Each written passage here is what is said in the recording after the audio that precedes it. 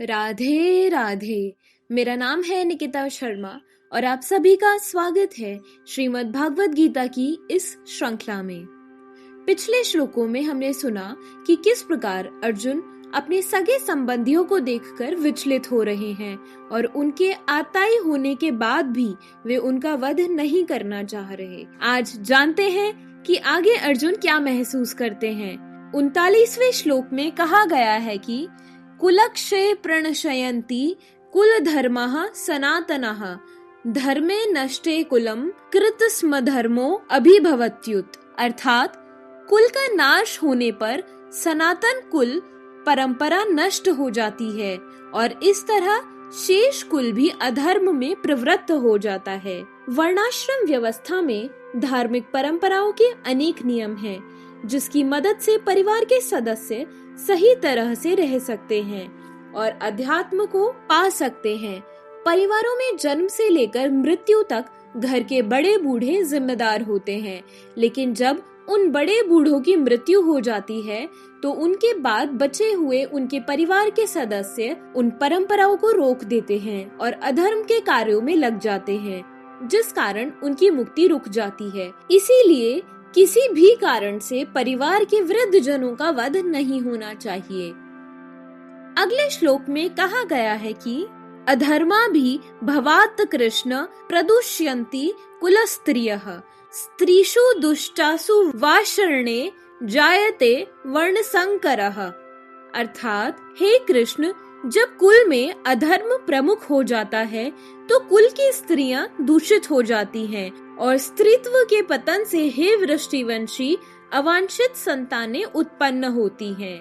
कहा जाता है कि किसी भी परिवार की भलाई उसकी स्त्रियों के हाथ में होती है। अगर कोई घर बनता है तो वह परिवार की स्त्रियों की वजह से ही बनता है। जिस घर में महिलाएं नहीं होती, कहते हैं उस घर का कोई भविष्य ही नहीं होता।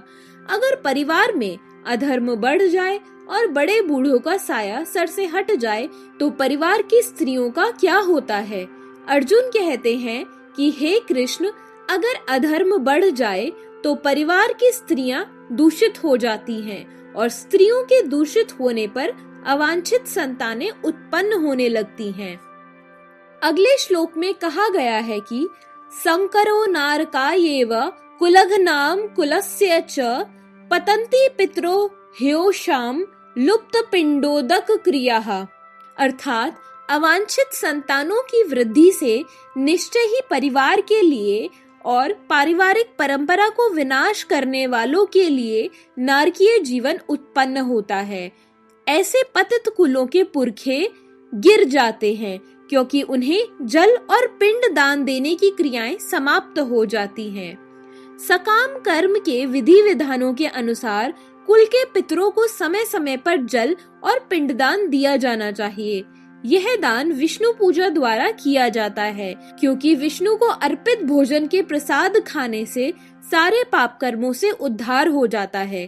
कभी कभी पितरगण विविध प्रकार के पाप कर्मों से ग्रस्त हो सकते हैं और कभी कभी उनमें से कुछ को स्थूल शरीर प्राप्त न हो सकने के कारण उन्हें प्रेतों के रूप में सूक्ष्म शरीर धारण करने के लिए बाध्य रहना पड़ता है। इसीलिए जब वंशजों द्वारा पितरों को बचा प्रसाद अर्पित किया जाता है तो उनका प्रेत योनि या अन्य प्रकार के दुखमय जीवन से उद्धार होता है। पितरों को इस तरह की सहायता पहुंचाना कुल परंपरा है और जो लोग भक्ति का जीवन यापन नहीं करते उन्हें ये अनुष्ठान करने होते हैं। केवल भक्ति करने से मनुष्य सैकड़ों या हजारों पितरों को ऐसे संकट से उबार सकता है।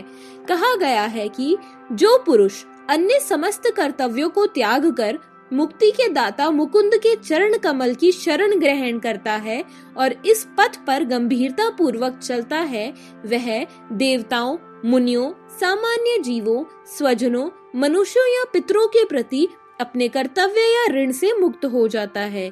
श्री भगवान की सेवा करने से ऐसे दायित्व अपने आप पूरे हो जाते हैं। आज की वीडियो को यही समाप्त करते हैं।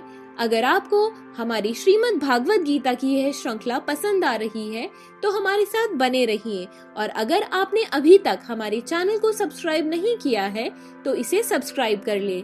मिलते हैं अगले श्लोकों के साथ एक नई वीडियो में।